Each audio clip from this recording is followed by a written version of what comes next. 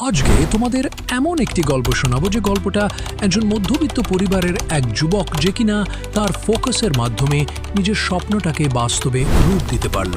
চলো শুরু করি।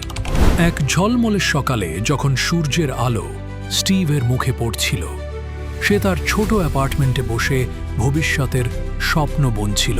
স্টিভ আজকের ইলন মাস্কের মতোই স্বপ্ন দেখত এমন এক পৃথিবীর যা প্রযুক্তির নতুন দিগন্তে পৌঁছাবে। কিন্তু তার পথটা মোটেও সহজ ছিল না। ছিল না কোনো বিশাল বিনিয়োগ, ছিল না কোনো পরিচিতি, ছিল শুধু অফুরন্ত কঠোর পরিশ্রম আর লোহার মতো দৃঢ় সংকল্প। প্রথম দিকে স্টিভের ব্যবসার শুরুতে ছিল শুধু সে এবং তার ল্যাপটপ। দিনের পর দিন সে কাজ করত, ঘন্টার পর ঘন্টা কোডিং করত, আর মাঝে মাঝে শুধুমাত্র কফি আর স্যান্ডউইচ খেয়ে দিন পার করত। রাতের পর রাত জেগে সে গবেষণা করত, নতুন ধারণা নিয়ে চিন্তা করত। অনেকে তাকে পাগল বলতো, অনেকে হাসতো তার বড় বড় স্বপ্ন দেখে।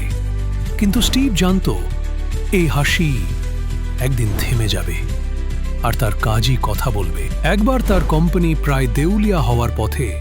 কর্মচারীদের বেতন দেওয়া কঠিন হয়ে পড়ছিল, চারদিক থেকে চাপ আসছিল, হাল ছেড়ে দেওয়ার পরামর্শ দিচ্ছিল সবাই।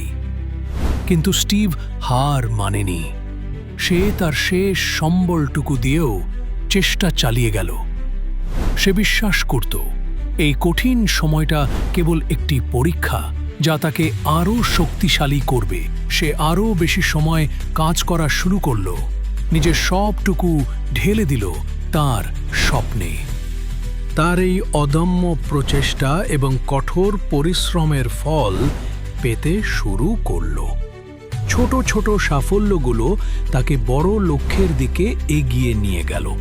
যখন তার প্রথম বৈদ্যুতিক গাড়ি বাজারে এলো, তখন বিশ্ব দেখল এক নতুন দিগন্ত। তার উদ্ভাবনী শক্তি এবং ভবিষ্যতের প্রতি তার অবিচল বিশ্বাস তাকে পৌঁছে দিল সাফল্যের শিখরে। গাড়িটি শুধু একটি বাহন ছিল না, এটি ছিল পরিবেশ বান্ধব প্রযুক্তির একটি বিপ্লব, যা মানুষের জীবনযাত্রায় আনল এক নতুন দিগন্ত।